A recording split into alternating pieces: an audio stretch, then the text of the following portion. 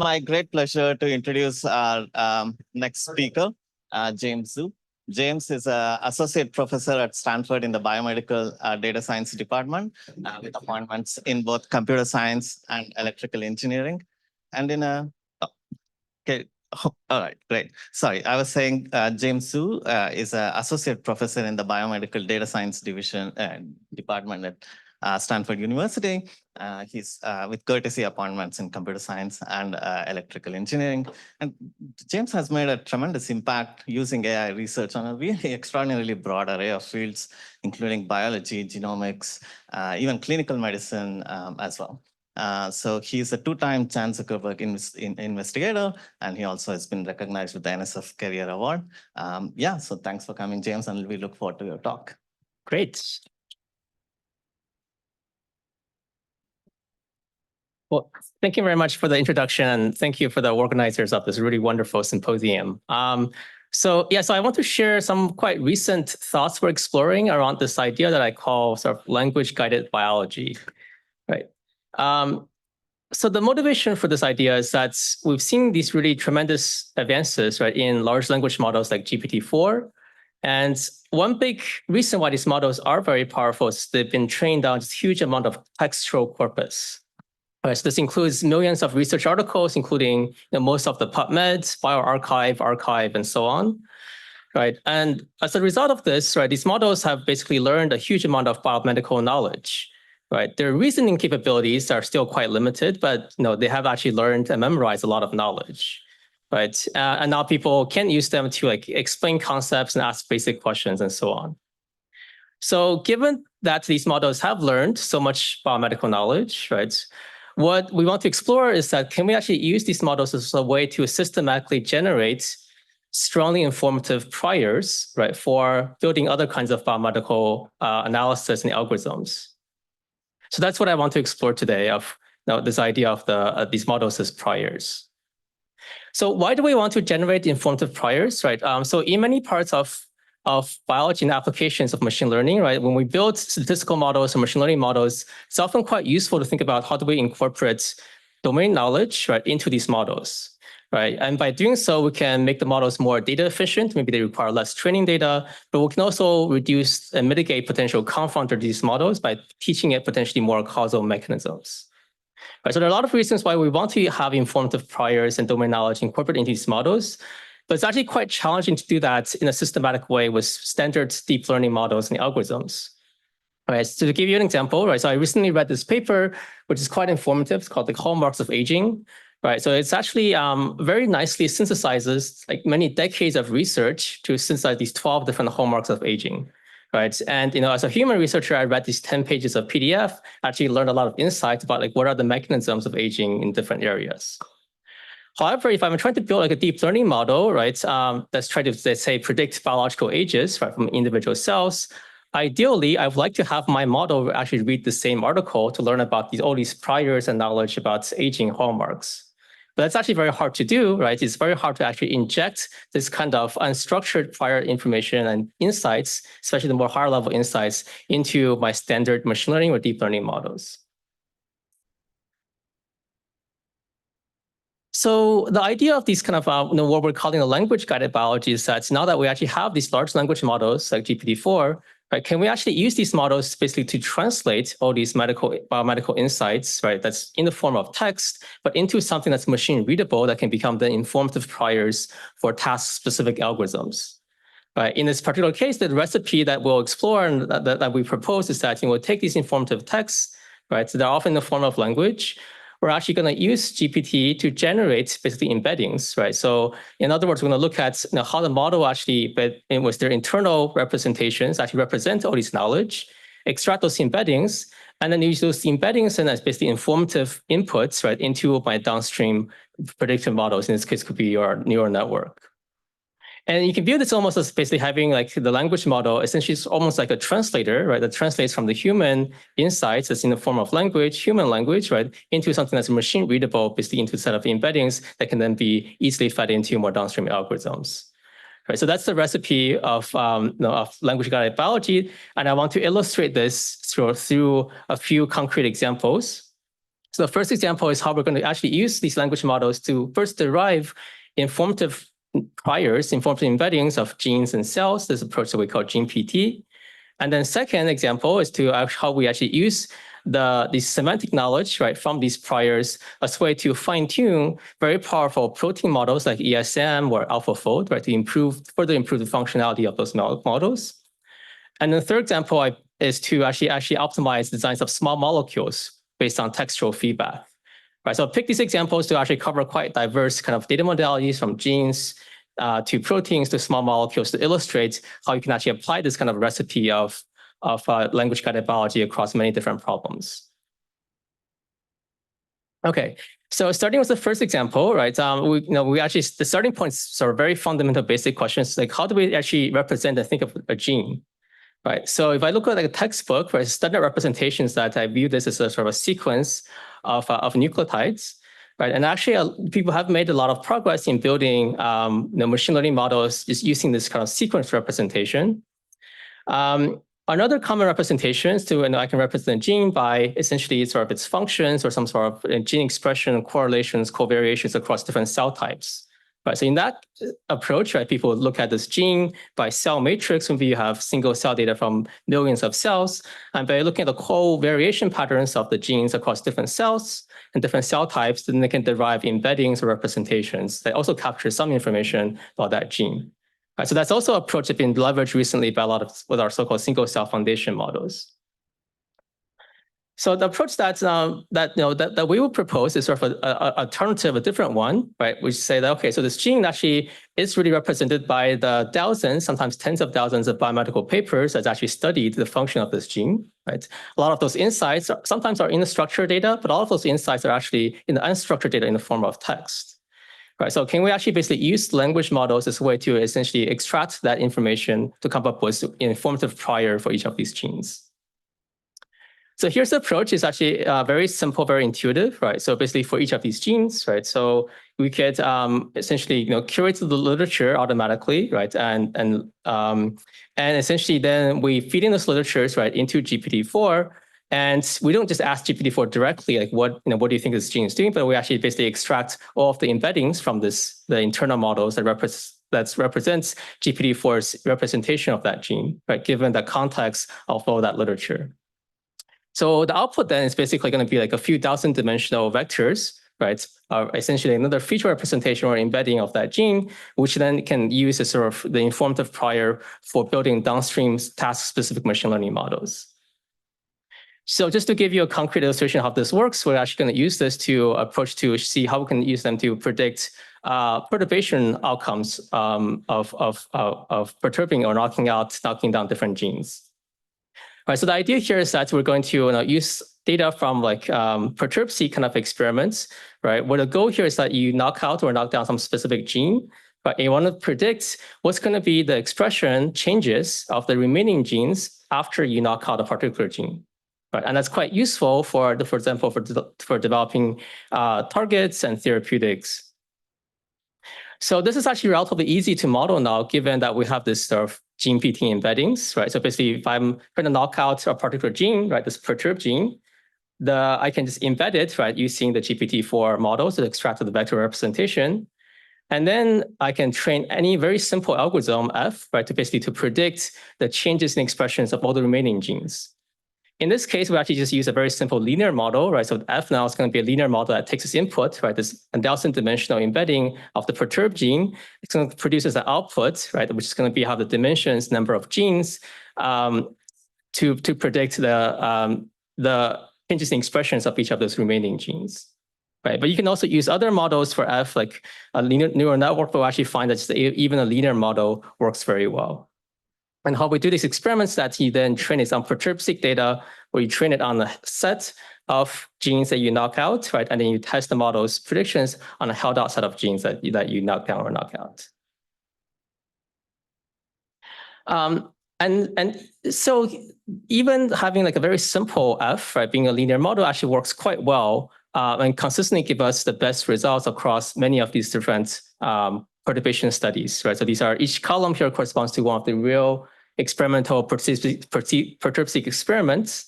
Right? So the first row is the performance of this GenePT embedding approach where we use like a linear model for F, right? The numbers here corresponds to the Pearson correlations, where we actually measure the correlation between the model's predicted changes in expressions versus the actual experimentally measured changes in expressions from perturb-seq experiments.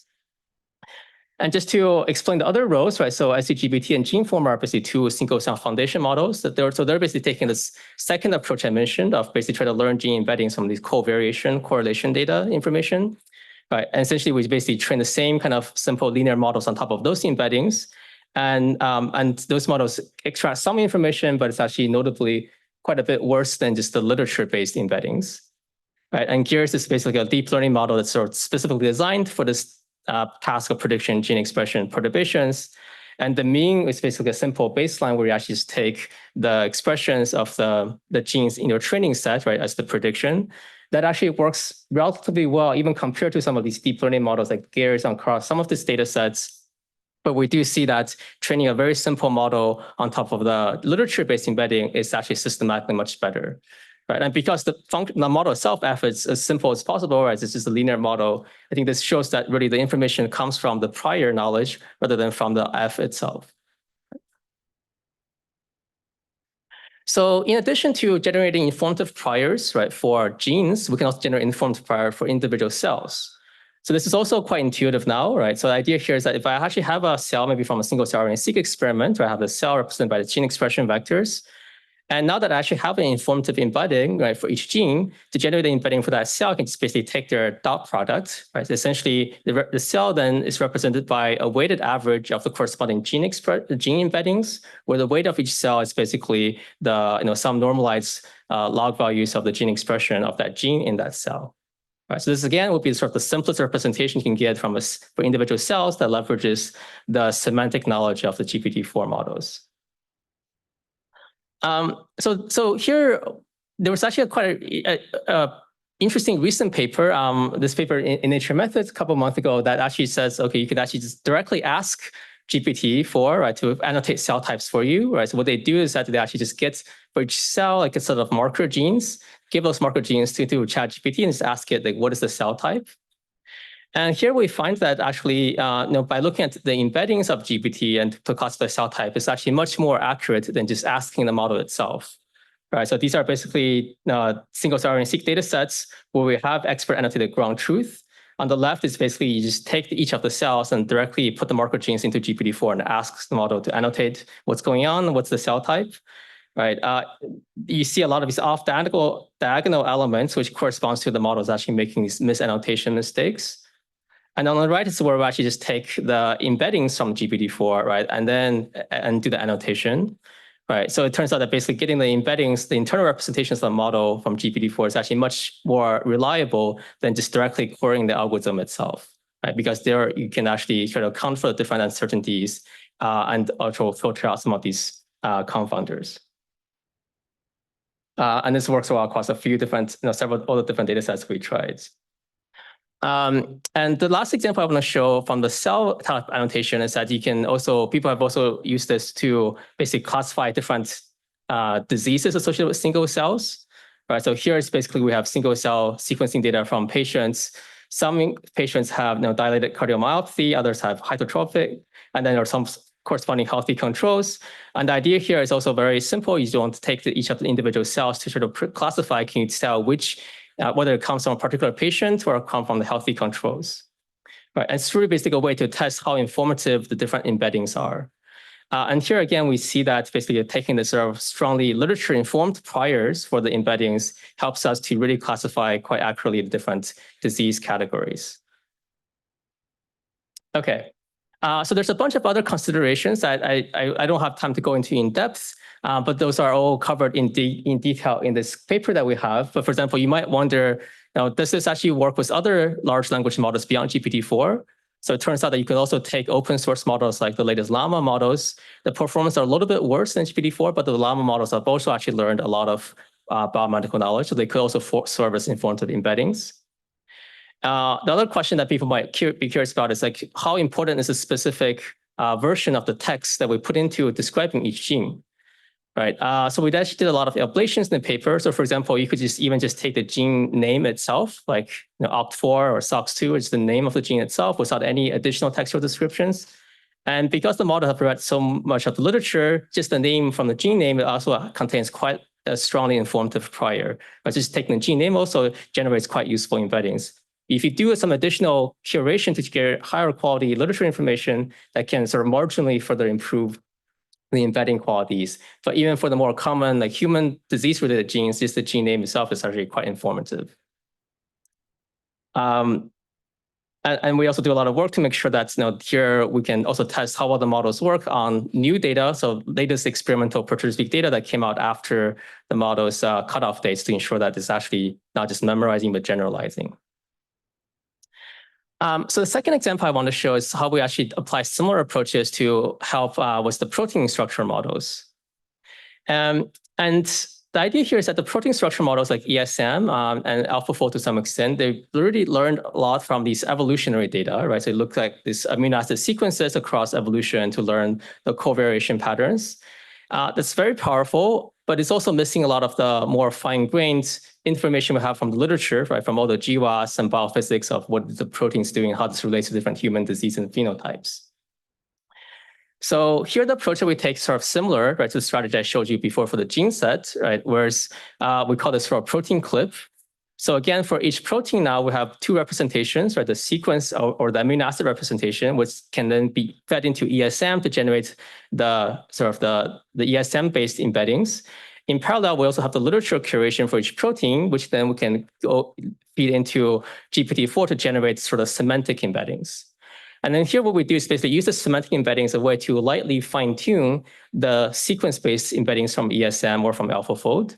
And this fine-tuning is basically done through contrastive learning, which is basically encouraging, modifying the protein embeddings slightly, right, to encourage it to line up more closely with the semantic embeddings we get from GPT models. So essentially basically using GPT-4 to fine-tune ESM, right?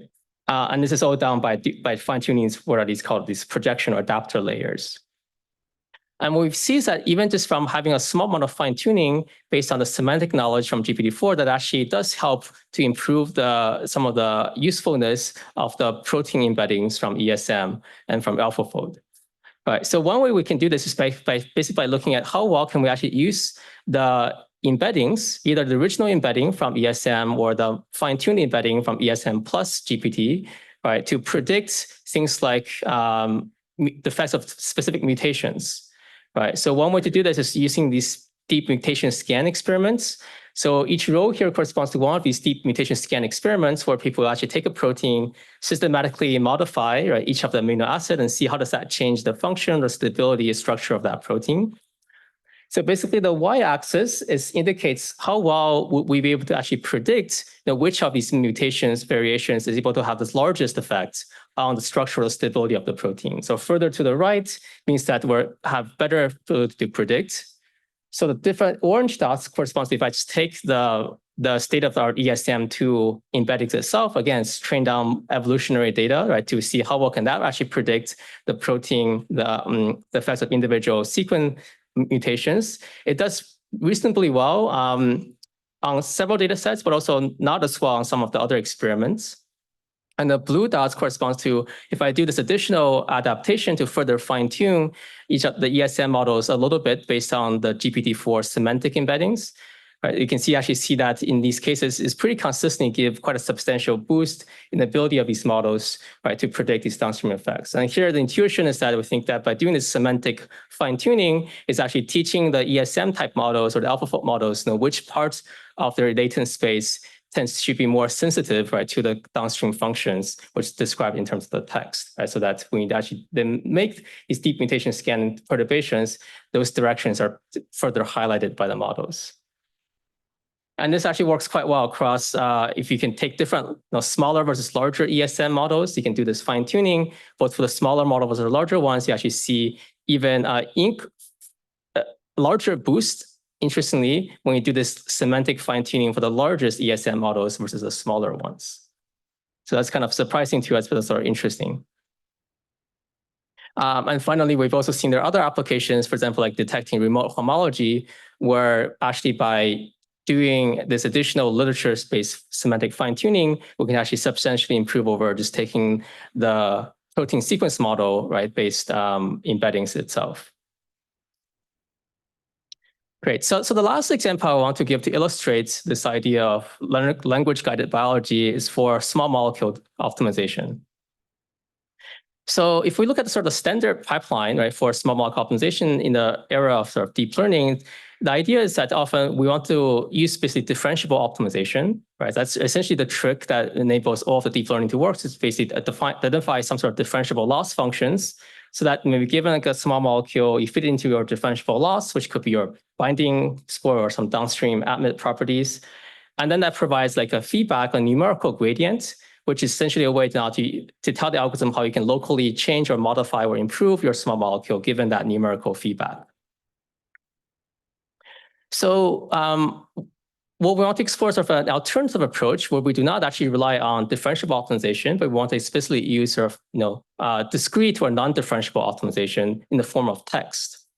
Right. So in this idea that we call text grad, right? So we can take this molecule's inputs and we actually train the language model, right, to basically provide text-based feedback. So we call this a text gradient. Right? So each text gradient, analogous to a numerical gradient, is going to be a piece of text that tell the molecule, right, how you can locally improve itself or improve different structures. Right? Maybe you can add some aromatic rings in a particular position. Right? So that could be a piece of the text gradient, a text feedback. And that text gradient is all generated by a large language model itself, right? It looks at the small molecule structures and provides that gradient feedback. And so here's sort of a few examples of what this text gradient look like, right? You can start with some initial molecules. So here we're trying to design a molecule that are strong binders for some specific target proteins. Right? So each of this text gradient is basically a piece of text feedback that's very actionable and specifically says how you can modify the molecule at each step. So one benefit of this is this is actually intrinsically interpretable because I can just look at the text gradients and figure out what it's trying to say. It's much easier than looking at the numerical gradients. But this actually, it was quite surprising, but this actually works quite well, at least for some of the design tasks, not for all of them, but for some of the design tasks. So in this application, so here we're trying to design these small molecules to be good binders to PPAR alpha, which is transcription factor. So you can start, so on the left here, we see basically the optimization trajectory, right? So you start with the initial, very simple building block fragment. And the y-axis is basically sort of the computationally inferred binding affinity, right? Essentially how well that design molecule is binding to the target protein. So lower means it's a stronger binder. And we also colored sort of these three red stars, which are actually sort of FDA-approved small molecules, right, that are known approved drugs for targeting that protein.